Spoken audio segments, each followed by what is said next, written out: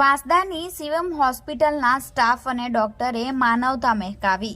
મહુવા તાલુકાના મહુવરિયા ગામની આશ્રમ શાળા ખાતે અભ્યાસ કરતી એક 11 વર્ષીય બાળકી રમતા રમતા બે પથ્થર ગળી જતા તેને પેટમાં અસહ્ય દુખાવો ઉપડ્યો હતો, જેથી આશ્રમ શાળા સંચાલકો ચિંતામાં મુકાયા હતા અને તેઓ આ બાળકીને લઈ તાત્કાલિક વાંસદા ખાતે આવેલ કાઇઝન ગ્રુપ સંચાલિત શિવમ હોસ્પિટલમાં સારવાર અર્થે લાવ્યા હતા, જ્યાં ડોક્ટર નીરજ ટી મહેતા દ્વારા એન્ડોસ્કોપી કરી પથ્થર કાઢવામાં આવતા બાળકીને રાહત થઈ હતી અને અંતે બાળકીની તબિયત નોર્મલ થતાં તેને રજા આપવામાં આવી હતી.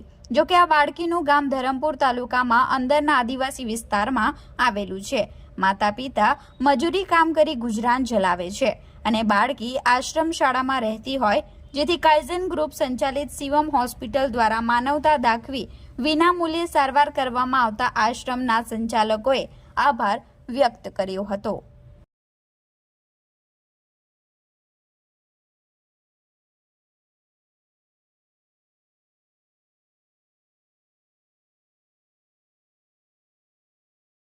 Neeraj Mehta, Shivam hospital Kaizen group દ્વારા સંચાલિત વાંસદામાં જે આપણી હોસ્પિટલ છે તેમાં સર્જન તરીકે ફરજ બજાવું છું.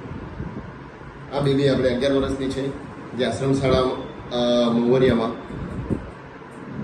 ભણે છે અને એનું રહેઠાણ એવું છે કે તાલુકા ધરમપુર તાલુકામાં જાગીરી ગામમાં એકદમ છેવાડાના ગામમાં રહે છે. એના માતા પિતા બી અત્યંત ગરીબ છે. એ ઇમરજન્સીમાં અમારી પાસે બે પથ્થર ગળી ગઈને આવી હતી. એમને પેટમાં અસહ્ય દુખાવો થતો હતો. એક્સરે અને સોનોગ્રાફી દ્વારા કન્ફર્મ કરી કે પેટમાં આપણે જઠરના ભાગમાં બે પથ્થર છે.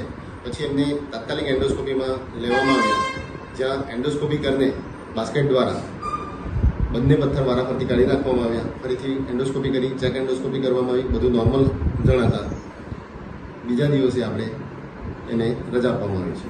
પેશન્ટ અત્યારે હેલ્ધી છે.